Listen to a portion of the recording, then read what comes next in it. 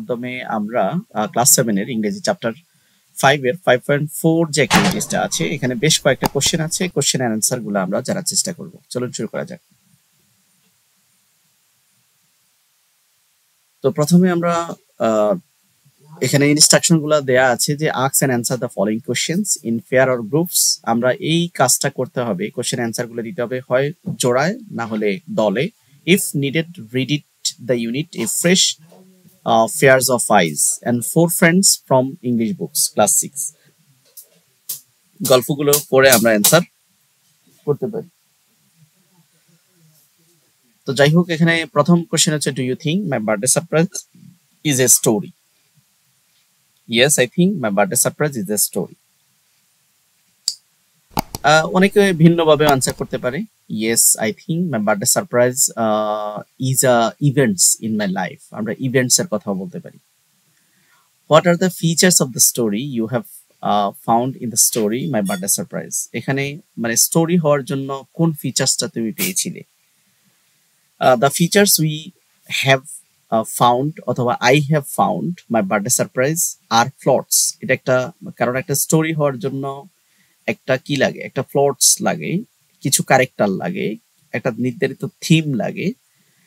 একটা ঘটনা থাকে তারপরে একটা নির্ধারিত টাইম থাকে ওটা প্লেস থাকে এটা শুরু এবং শেষ থাকে তো সব কিছুই কিন্তু ছিল এই বার্থডে সারপ্রাইজের মধ্যে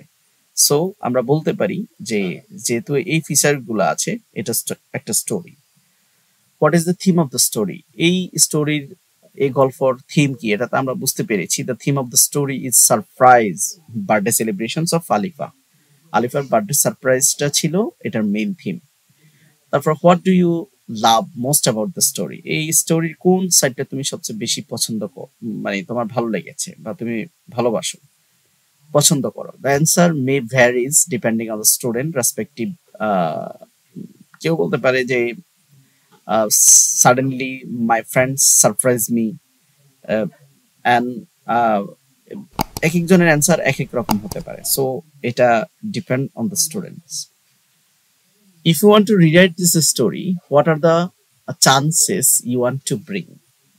যদি এই স্টোরিটা রিরাইট করতে বলে মানে আবার নতুন করে তোমাকে লিখতে বলে তাহলে কোন পরিবর্তনগুলো তুমি প্রত্যাশা করো বা আনা দরকার বলে মনে করো write and share with the whole class ওইগুলো ক্লাসে শেয়ার করো if I want to write this story যদি আমাকে এই স্টোরিটা রিরাইট করতে বলে I took the changes like to write all the friends would go to Alifa's house with cake আমি তখন নিশ্চয় সকল বন্ধুরা কি আলিফার হাউজে কেক নিয়ে যেত এন্ড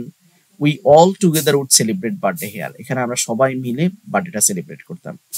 মানে আমি সহ যেতাম সাডেনলি ঘটনাটা ঘটতো না ইন দিস ওয়ে এভাবেই she would very happy and surprise to এভাবেই আলিফা আরো বেশি কি এনজয় ফিল করতো বা আরো বেশি সারপ্রাইজ হইতো